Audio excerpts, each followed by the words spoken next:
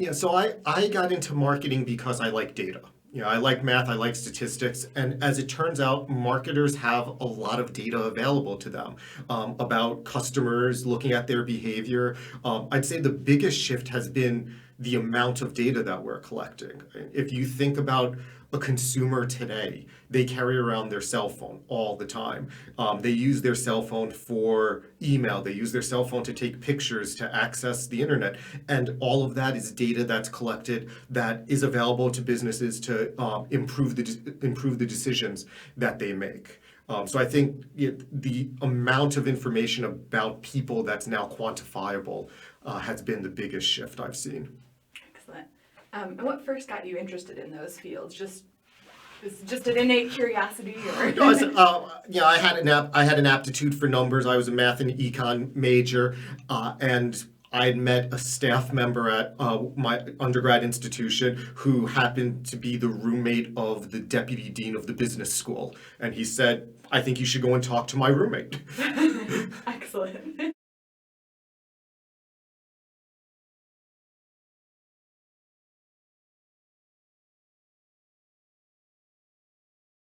So politics is an interesting space. It feels like we're now in a never-ending election cycle. It used to be confined to a couple of months before the election. Now it's, well, starting in January of 2017, people started gearing up for the 2020 election. At the end of the day, we're talking about human brands. Right? The president has a brand. All of the candidates have brands. Last night I caught parts of the Democratic primary debates. All of those individuals have a brand that they're representing with their actions. And so I think the notion of politicians as a brand is something that we're more aware of now, how they build their following, how they communicate with their supporters, how they try to persuade people. Yeah, at its core, it's marketing. I want someone to vote for me rather than voting for my opponent. We've started to see more about how political advertising works, that third-party advertising from PACs tends to be less effective than advertising coming directly from the candidate. In terms of whether or not people recognize that it's coming from a third party is questionable. We're also seeing a more critical role that social media has played. If we go back to kind of the dissection of the 2016 presidential election, the role that social networks like Facebook played in the dissemination of information. And I think we're seeing kind of a reckoning with the role that technology plays in politics. Yeah, there used to be kind of the balance between positive and negative advertising. The positive ads are going to kind of say, here's all the good things that I've done and will do. The negative ads say, don't vote for my opponent because they're going to do all these bad things or have done all these bad things. And more and more, we're seeing that a larger share of advertising is negative in nature. And so then there's that question of, how early do we go negative in the advertising, and does negative advertising work? And well, there's a reason that candidates use negative advertising. It works. In particular, when that negative advertising comes directly from the candidate rather than from third-party candidate or third-party groups like PACs. Okay.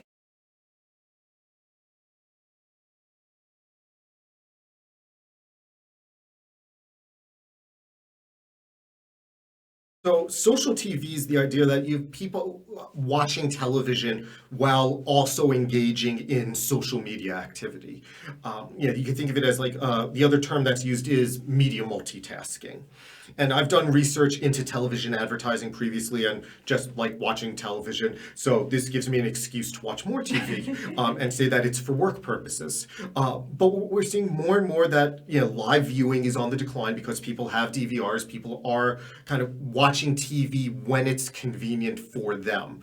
The one thing that seems to kind of mitigate that is when it's we see more appointment viewing with live events, with sporting events, but also in those programs where there is a big social media component.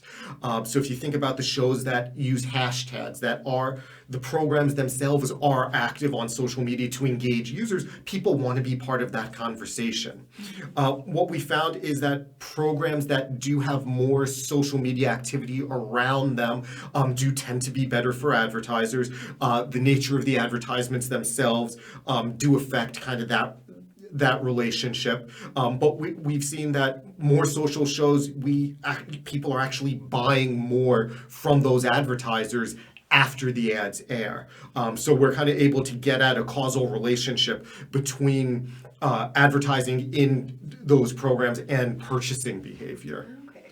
And part of that because they're on their phone right then, so they can go straight to. And that's the idea, is that when people are engaging with their devices while they're seeing those programs, while they're seeing those advertisements, it's easier for them to kind of make that transition, and we're seeing that they ultimately follow through.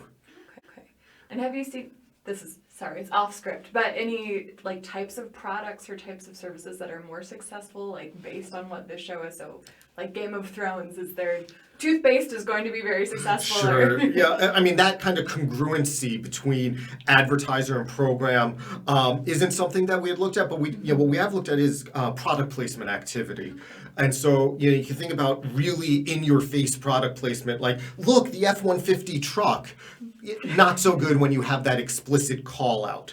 But when it's something that is integrated into the plot, I think it was House of Cards, for example, the phones play a very critical role because of the way that they're portrayed as that kind of central device for the characters to communicate with each other. Well, the fact that they're using it, that they may mention it, but not, it's consistent with the script. It doesn't stand out to consumers. That type of fit we're seeing gives us, a better reaction in terms of traffic to the website or conversations around those particular products following that type of marketing insertion.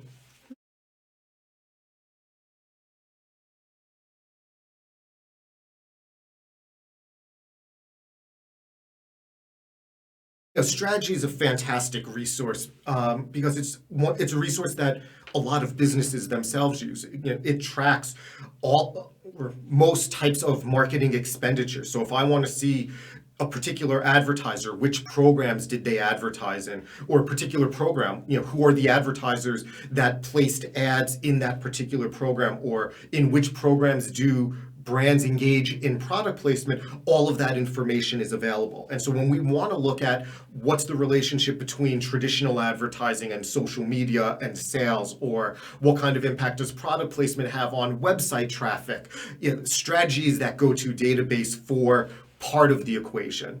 What we're seeing is if we can marry that with, say, ComScore is another database that we use that contains website activity data or purchasing data, then we're able to tell a story about what's the role that marketing plays. Maybe it's looking at different regions of the country or perhaps different demographic groups, saying, we have the marketing activity captured via strategy, we have the outcome that we're interested in captured from another database, and now we can do that appropriate analysis. And they're doing that, basically that same thing as soon as they go into the workplace, correct? Right, Yeah. that's the question that employers are looking at them to be able to answer. And for marketers, I don't want to waste my money. So I need to know that if I do this type of advertising, did it work? Should I be focusing on different programs than I'm currently using? Would that get me more bang for my buck?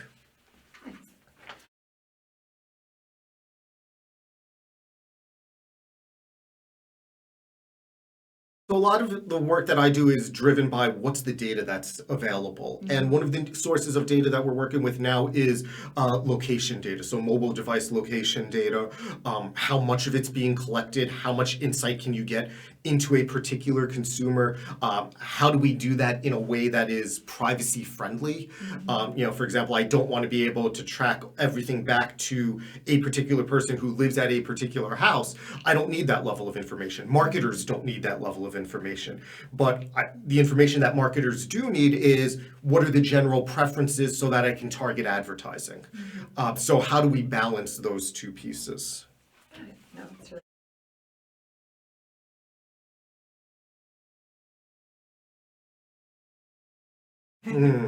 The library question. We have to get it in there. So a lot of the kind of the business related books that I read tend to be at the intersection of data, technology, and more recently, privacy. Tim Wu, who's a law professor at Columbia, has a couple of books that are out.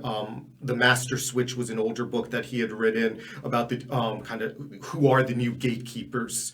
A more recent one that he has is The Attention Merchants.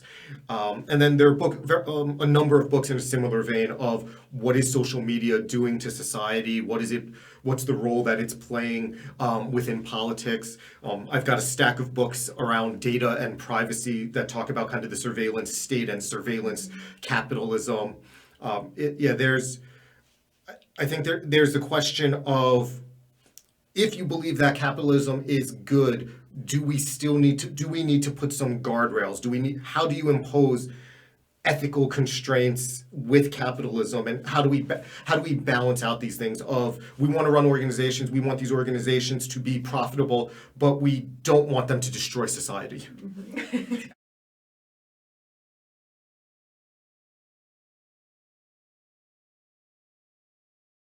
Resourceful, diligent.